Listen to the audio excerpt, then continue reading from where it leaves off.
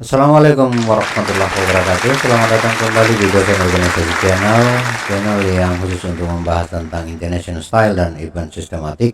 Pada Inspektur Upacara Hormat!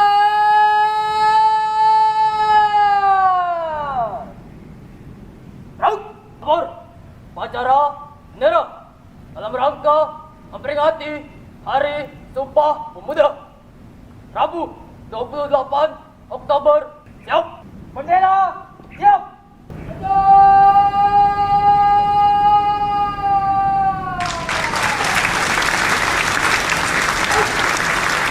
Pada kesempatan ini akan kita bahas sehubungan dengan akan diselenggarakannya atau diperingati daripada perayaan Hari Sumpah Pemuda di Indonesia. Maka perlu kita akan mereview kembali tentang bagaimana sejarah kelahiran Sumpah Pemuda.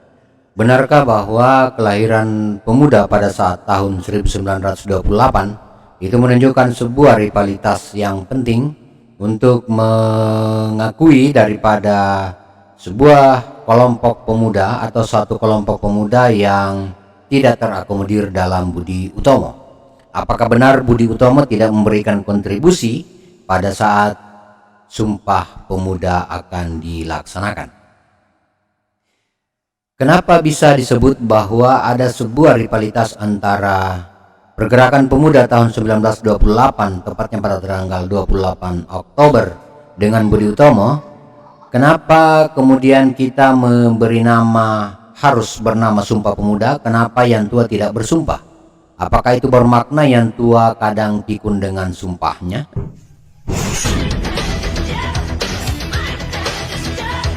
Bukankah sudah ada organisasi Budi Utomo yang mempelopori Persatuan Pemuda?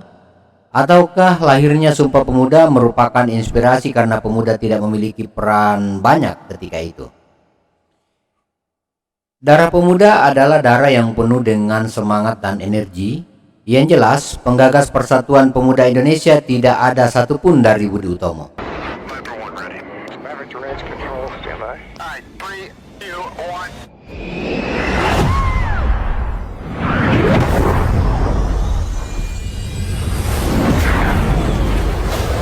Bagaimana catatan sejarah ketika itu? Nah, kita buat daripada penjelasan lengkap mengenai daripada video ini yang akan menjelaskan secara lengkap tentang bagaimana peran dan kehadiran daripada Budi Utomo. Adakah perannya atau tidak ada perannya? Dan kalau tidak ada perannya, apakah kemudian Budi Utomo itu memberikan kontribusi atau tidak? Saudara, catatan sejarah, banyak catatan sejarah yang menggambarkan kemuliaan perjuangan bangsa Indonesia. Budi Utomo 1928 dalam catatan sejarah bahwa latar belakang berdirinya organisasi pemuda tahun 1928 karena peran pemuda di organisasi Budi Utomo kurang mendapatkan ruang atau tempat atau tidak diakui. Itu catatan sejarah yang menyebutkan demikian dari beberapa sumber. Ada sebuah argumen yang menunjukkan bahwa Budi Utomo hanya milik golongan orang tua. Kemudian kelompok ini merupakan kelompok pegawai negeri dan juga kaum priai. Kaum priai itu adalah kelompok orang bangsawan yang terpelajar. Maklum, para pendiri Budi Utomo dengan tokoh utama Wahidin Sudarsono adalah seorang dokter. Sehingga dengan demikian karena dia seorang dokter, maka dia berkecimpung dalam birokrasi untuk membantu masyarakat yang ada pada saat itu. Profesi dokter pada saat itu adalah merupakan pekerjaan yang sebuah profesi yang merupakan sebuah profesi yang terikat dalam instansi dinas dengan logo Bunga Wijaya Kusuma dengan bakti husada tersebut. Pada perkembangannya, dalam perkembangan selanjutnya pengurus organisasi ini semakin dewasa ketika itu, dia berumur 40-an tahun ke atas. Mereka bekerja dan akhirnya memunculkan pendapat bahwa Budi Utomo hanya untuk para pegawai negeri yang berusia tua, tidak mencerminkan lagi kepemudaan yang berenergi dan memberikan semangat. Budi Utomo kenapa bisa mereka membentuk sebuah organisasi pemuda? Padahal usia mereka mendekati manula, utama atau 41 tahun ke atas.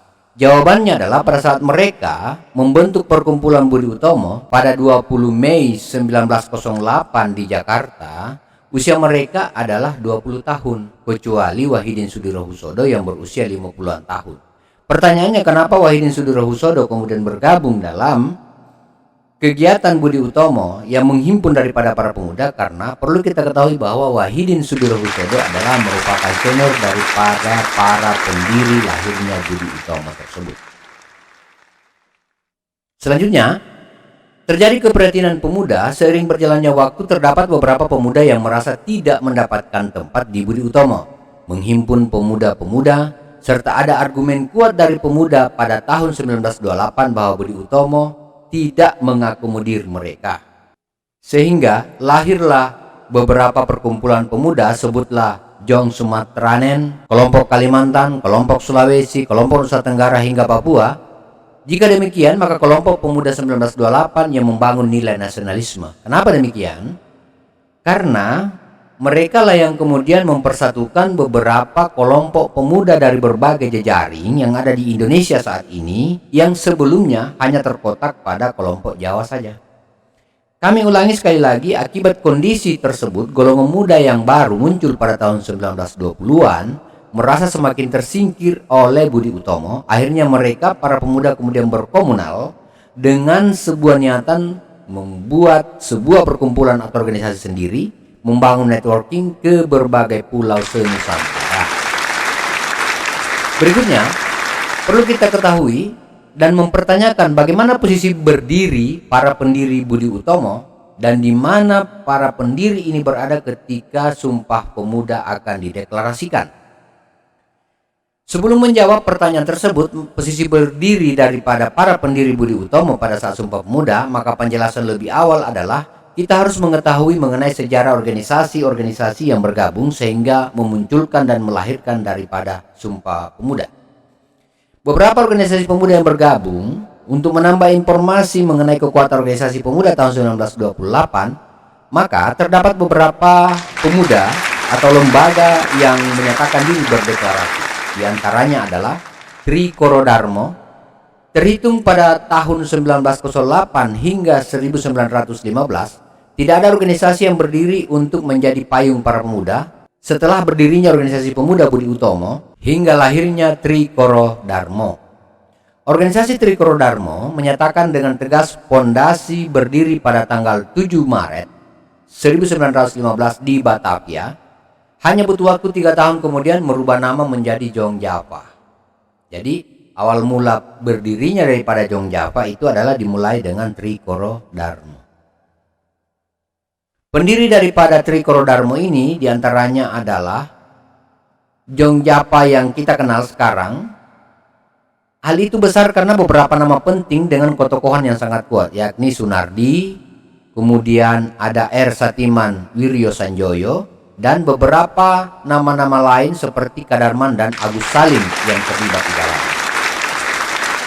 Berikutnya, tujuan pendirian daripada Trikoro Darmo ini adalah gerakan pemuda Jong Java untuk mencapai kejayaan, maka mereka memperkuat jaringan persatuan pada berbagai pemuda Jawa, Madura, Sunda, Lombok, dan juga Bali. Jadi dia tarikannya di Pulau Jawa ini, mulai dari Jakarta hingga di Denpasar, Bali.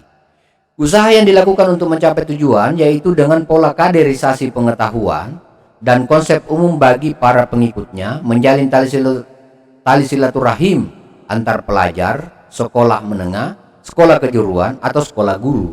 Kemudian membangun toleransi dengan menghargai dan membangkitkan nilai budaya dan bahasa untuk di Pulau Jawa.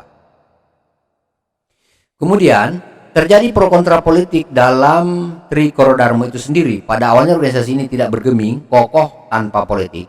Tetapi setelah bergabungnya Agus Salim, maka konsep ke bidang politik mulai dijajaki. Ya benar saja, pro kontra terjadi, ada yang setuju dan ada yang menolak. Sebab mereka memandang bahwa politik itu kotor. Maka jangan heran karena ternyata sejak dahulu kala terdapat pandangan negatif mengenai politik, bukan? Kemudian lahirlah Jong Islamiten. Akibat pro kontra tersebut, akhirnya yang setuju kemudian bergerak pada ruang politik memisahkan diri dengan perkumpulan baru yang bernama Jong Islamiten Bond. Selanjutnya, organisasi kedua setelah Trikoro Darmo adalah Jong Sumatra Bon. Organisasi pergerakan pemuda yang kedua adalah organisasi Sumatranen Bon. Tentu kita sudah paham bahwa nama mendekati kata Sumatera, yang berarti Persatuan Orang-Orang Sumatera. Organisasi pemuda mengambil tempat bersekretariat di Jakarta pada tahun 1917. Siapa di antara mereka? Tokoh Jong Sumatranen Bon dengan tokoh pelopor organisasi pergerakan pemuda ini adalah nama yang tentunya tidak asing di telinga kita. Sebutlah Muhammad Yamin dan proklamator Muhammad Hatta. Untuk memiliki tujuan bersama, maka organisasi ini memiliki visi, yakni organisasi sebagai pergerakan pemuda, yakni memperkuat dan memperkokoh korelasi dari para pelajar asal Sumatera. Selain itu juga dari lembaga ini adalah mendidik para pemuda Sumatera untuk tujuan menjadi pemimpin bangsa serta melakukan pengembangan dan penanaman budaya asalnya. Maksudnya budaya asal Sumatera yang dialek-dialek Melayu. Pada akhirnya dari Jong Sumatranen Bon ini melahirkan wakil presiden pertama Republik Indonesia, yakni Muhammad Hatta. Organisasi selanjutnya adalah organisasi Perhimpunan Pelajar-Pelajar Indonesia. Sebutlah nama Sugondo, Abdullah Sigit, Rekso Dipuro, Suwiryo, Sumanang, dan Aka Abdul Ghani. Lembaga ini berdiri pada September 1926 dengan gabungan pelajar dari Jakarta dan Bandung. Tujuan berdirinya adalah untuk memperjuangkan kemerdekaan Indonesia maupun membentuk Indonesia menjadi negara yang berdaulat sebagai suatu kemerdekaan tanpa penjara hasil bumi oleh penjajah. Jadi tujuannya berdiri daripada organisasi Perhimpunan Pelajar-Pelajar Indonesia ini adalah mulai menumbuh kembangkan bahwa hasil bumi Indonesia harus digarap oleh orang Indonesia sendiri dan tidak boleh ada penjarahan hasil bumi yang dilakukan oleh para penjajah asing yang masuk ke negara ini. Selanjutnya, terbentuk Organisasi Pemuda Indonesia. Kalau tadi ada pelajar-pelajar, sekarang terbentuk Organisasi Pemuda Indonesia. Setahun kemudian, Kota Bandung menjadi saksi bisu pada tahun 1927 dengan berdirinya Organisasi Pemuda Indonesia. Awalnya organisasi ini bernama Jong Indonesia, yang anggotanya mayoritas pemuda pelajar Indonesia yang sedang melanjutkan pendidikan di luar negeri. Sebutlah Muhammad Tansil, Suwaji, kemudian Sugiono, Sartono, serta Budiarto, Asad, dan Yusapati. Mereka lah yang kemudian membentuk sebuah kelompok yang menjaring daripada banyak masyarakat, banyak pemuda dari berbagai daerah di Indonesia, belum berbentuk Indonesia pada saat itu, tetapi kebetulan lagi berada di luar negeri, terutama banyak di Belanda. Selanjutnya, kita akan bertanya Budi Utomo, bagaimana posisi berdiri Budi Utomo saat Sumpah Pemuda? Di mana para pendiri Budi Utomo berada saat berdirinya Organisasi Pemuda Indonesia Pencetus Sumpah Pemuda? Benarkah bahwa Budi Utomo tidak memberikan sebuah kontribusi dan ruang? Apakah benar juga bahwa Budi Utomo itu merasa tersaingi dengan perkumpulan-perkumpulan pemuda yang lahir tahun 1928 ini? Mengingat bahwa Budi Utomo itu telah berdiri sejak tahun 1908. Baik, kita akan jawab pertanyaan tersebut tentang di mana berada para pendiri Budi Utomo, dan catatan sejarah menyebut Budi Utomo mempersatukan pemuda sejak 1908. Perlu kita ketahui bahwa pada saat tahun 1928 Dr. Wahidin Sudirohusodo telah wafat. Kemudian Dr. Sutomo, pendiri Indonesia Study Club yang berhasil mendirikan Bank Nasional, dulu Bank Bumi Putra, sedang berada di Jawa Timur.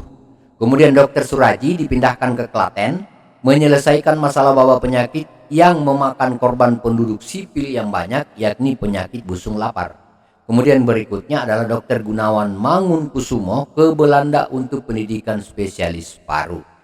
Mereka para pendiri daripada Budi Utomo tersebut, satu orang telah wafat dan kedua orang melakukan pengabdian di daerah masing-masing. Dr. Sutomo yang berada di Jawa Timur, Surabaya tepatnya. Kemudian Dr. Suraji yang lagi ada di Klaten, itu juga melakukan pengabdian dan pelayanan kepada masyarakat sebagai dokter pada saat itu. Begitupun juga dengan Dr. Gunawan yang melanjutkan pendidikan spesialis paru ke Belanda. Sehingga tidak tepat kalau narasi menyebutkan bahwa para pendiri Budi Utomo terlibat perbedaan pandangan dengan pemuda pada tahun 1928. Bahwa terjadi perdebatan antara kaum muda dan tua tahun 1928 itu benar terjadi. Demikian juga ketika tahun 1945 kelompok tua muda juga terlibat sengit perdebatan mengenai tanggal proklamasi, yang kemudian menghasilkan pada saat itu penculikan kepada Soekarno dan Hatta dari Jakarta ke Rengas Dengklok untuk menyampaikan aspirasi pemuda tentang bagaimana secepatnya dilakukan proklamasi kemerdekaan. Budi Utomo telah melaksanakan program dan berbagai program mempersatukan bangsa dan melaksanakan pengabdian terutama pelayanan kesehatan yang hancur ketika itu oleh wabah dan gizi buruk. Dengan demikian, bahwa kita sampai pada sebuah kesimpulan, apapun perjalanannya, Budi Utomo dan Persatuan Pemuda tahun 1928 adalah sejalan, membangun kebersamaan dan satu napas perjuangan. Soal terlibat atau tidak, itu kajiannya berbeda. Namun yang utama adalah para pahlawan telah berjalan on the track masing-masing. Merdeka! Assalamualaikum warahmatullahi wabarakatuh. Terima kasih atas subscribe-nya. Terima kasih atas dukungan dan atensi Anda semua. Jangan lupa untuk memberikan saran dan kritik untuk perbaikan video-video kami ke depan. Wassalamualaikum warahmatullahi wabarakatuh. Thank you.